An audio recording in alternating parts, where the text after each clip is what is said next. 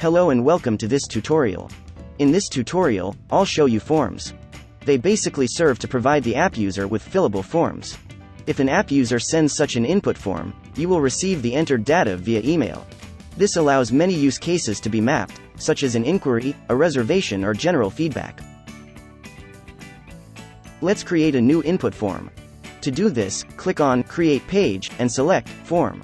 For example, this page could represent a general request. After we have named the new page, you can see that the input form is currently empty. An input form basically consists of individual fields that an app user can fill out. For our general request, the user should be able to provide his name, email address, and a reason for the request. First, let's create a new field for the name.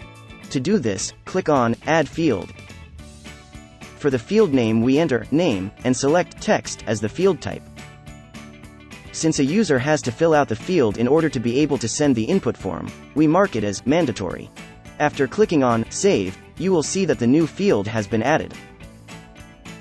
We can now add an email field in the same way.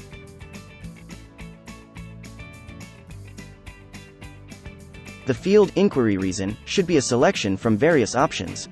Of course, that is also possible. Let's add a new field and set Select as the field type. Under Options, we can now specify the options, separated by commas. In addition, we can provide a note for the user that describes the field. Great, our input form is almost ready.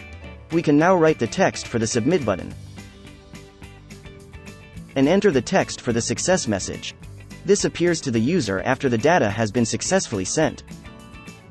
If you do not want the data to be sent to your email address, you can enter an alternative email here. Of course, the app user does not see this email address. Great, our input form is ready so far. We can now test it out directly. Give it a try, fill it out and submit the form. Now you should receive an email with all the entered data in a few seconds. In addition to an empty input form, there are other ready-made page types. For example, the page type, Feedback, implements a rating form. The user can rate your services here. You can then evaluate the feedback you receive from your users and optimize your service.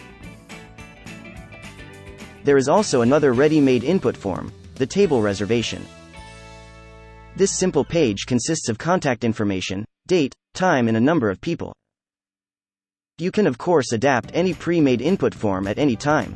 There are also other field types such as checkboxes, telephone numbers, file uploads, and date fields.